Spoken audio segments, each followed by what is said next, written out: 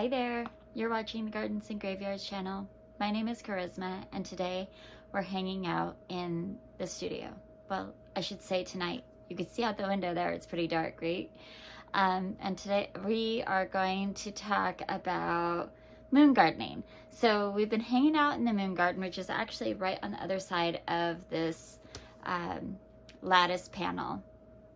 And we've been planting up a moon garden and preparing to have it really shine and showcase underneath the moonlight. But the other side of gardening by the moon is to be following the phases of the moon and following the science and principles behind gardening according to the moon phases and how the moon and earth is reacting to each other. It's hailing.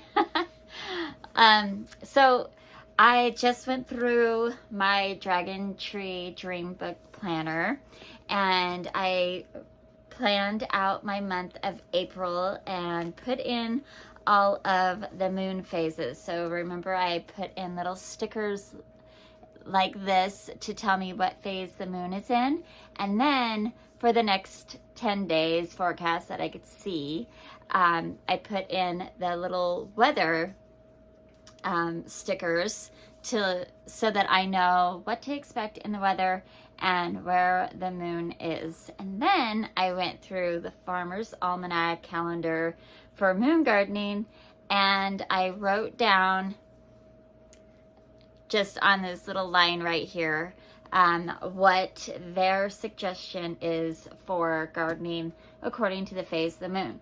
So this coming week, on Monday, today that you're watching this is Monday the 3rd, and they suggest that you do weeding but not planting.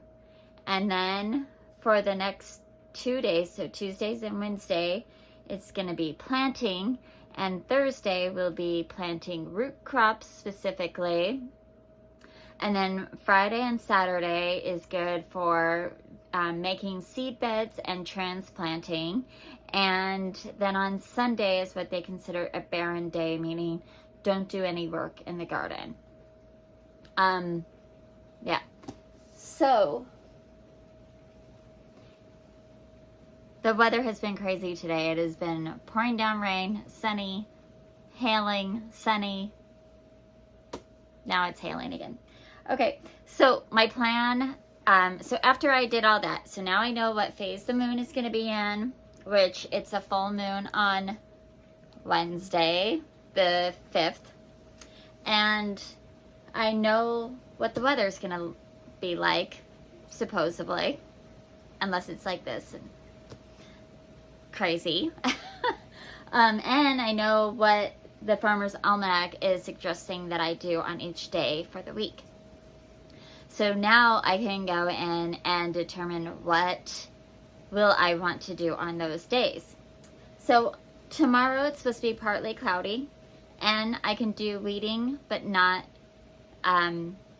planting, which is great because I really need to do some fern pruning and cleaning up in my fern beds, which I know there's weeds hiding underneath those ferns, and we can cut those down. Even though that's not weeding, it's definitely not planting, so I'm not in any jeopardy of, crop failure by planting anything, because I won't be planting anything. Then on Tuesday it's supposed to be partly cloudy, and then on Wednesday it's going to be raining. So on Tuesday, I could take advantage of that day and plant some things out. I have some like small plants that I've either planted as seeds, or I started as seeds in the studio earlier this year, or I've purchased at nurseries recently. Just a bunch of little things that need to get planted out. So I want to get that done because this coming weekend I'll be going back to Godfrey's, and I will be buying all my Proven Winner annuals for the season.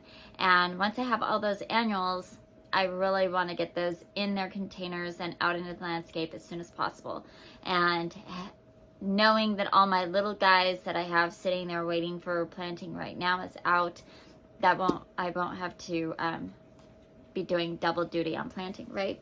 Then on Wednesday, if it's going to be raining all day, I just have to let it go. It is the full moon. I'll do a little full moon ritual, maybe put out some water to collect the full moon energies, and I'll have the full moon to just meditate on and think over.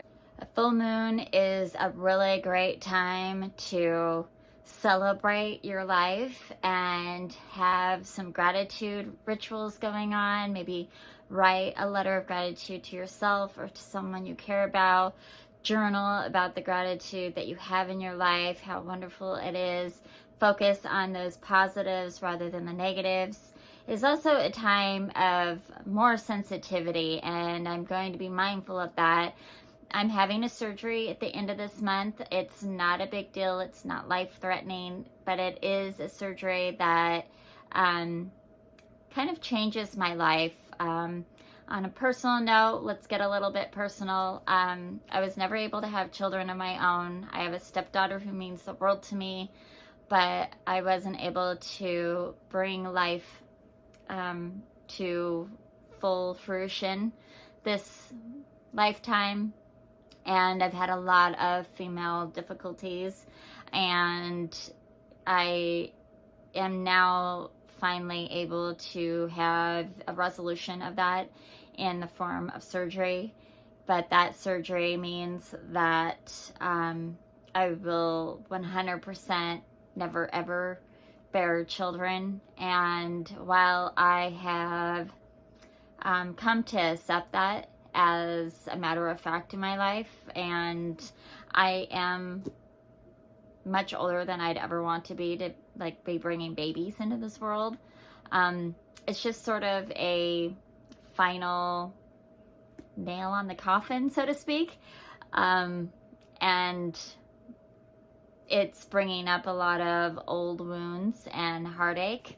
And so knowing that the full moon might amplify some of those feelings, I will be very grateful that it is a rainy day and I won't have any work to do, and it will be just time for me to reflect and kind of release all of those emotions and be super grateful for what I have been able to experience in my life, despite being what I consider a childless mother.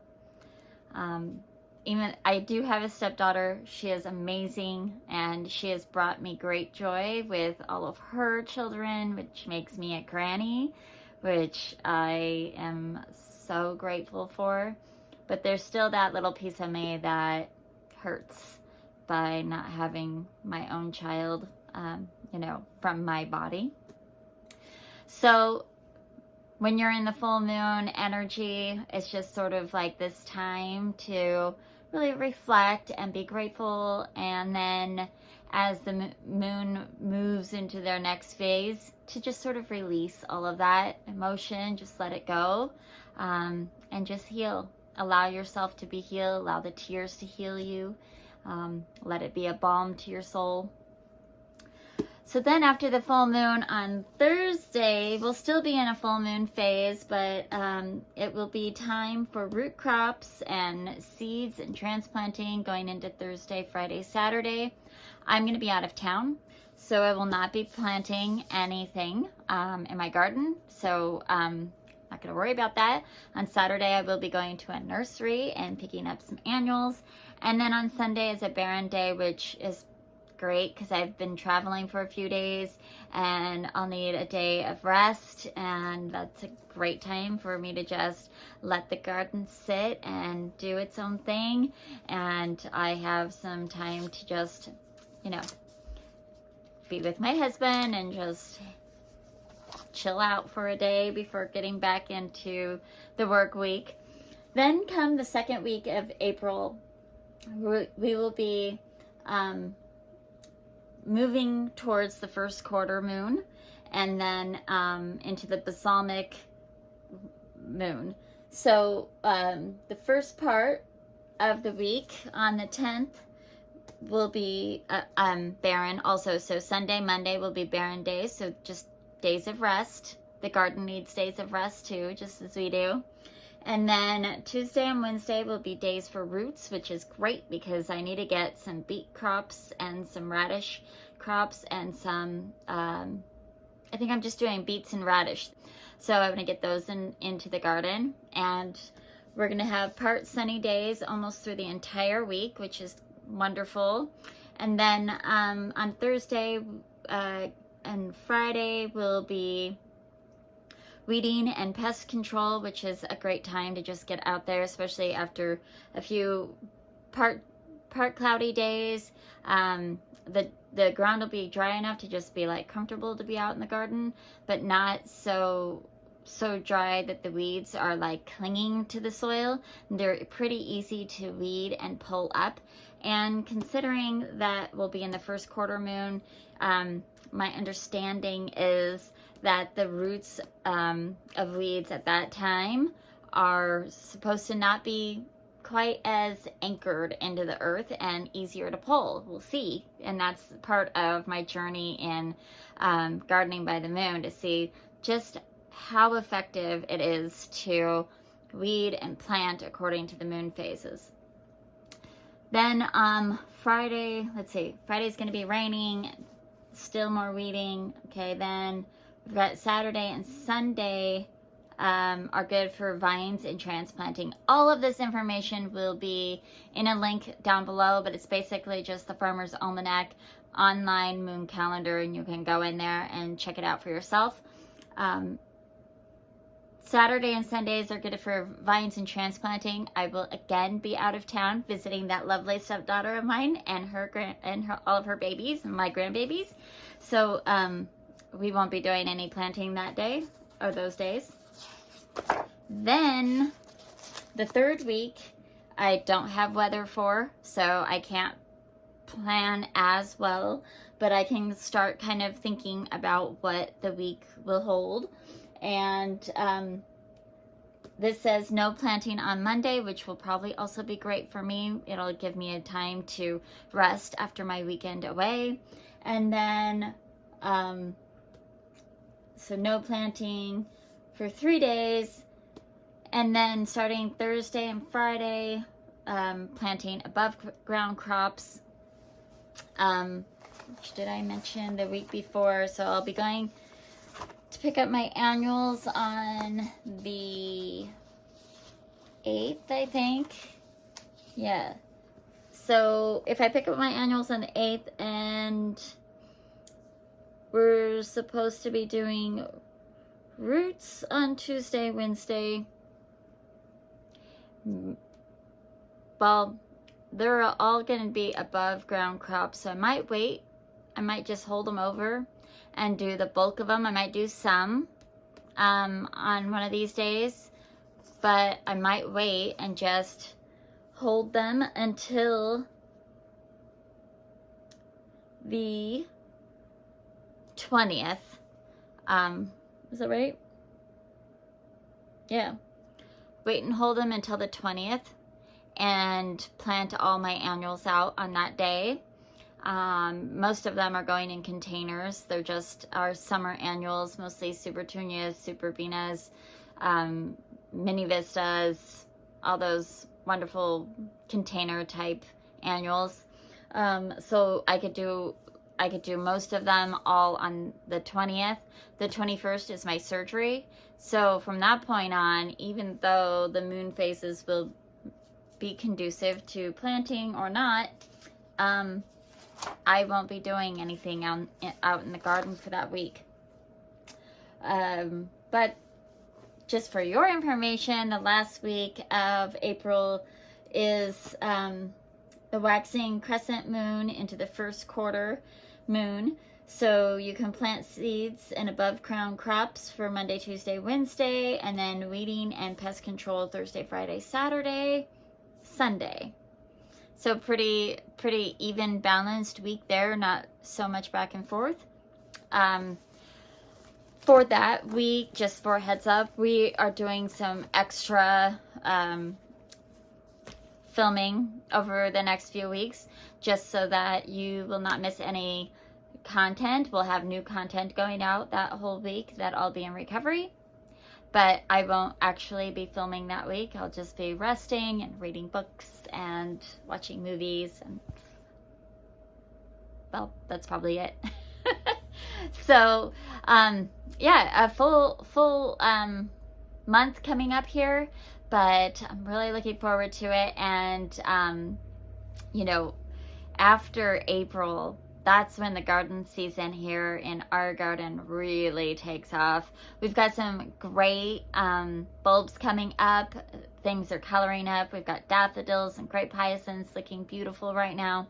The cherry trees in full bloom. It's definitely speaking volumes towards spring, but May is when the garden really comes alive here. All of our rhododendrons come into bloom. Our irises come up. I mean, things just start exploding, and it is just the best. So May and then June, we finally start getting some heat. So all of our annuals really start bulking up and flowering, and, you know, all the wonderful things about the garden.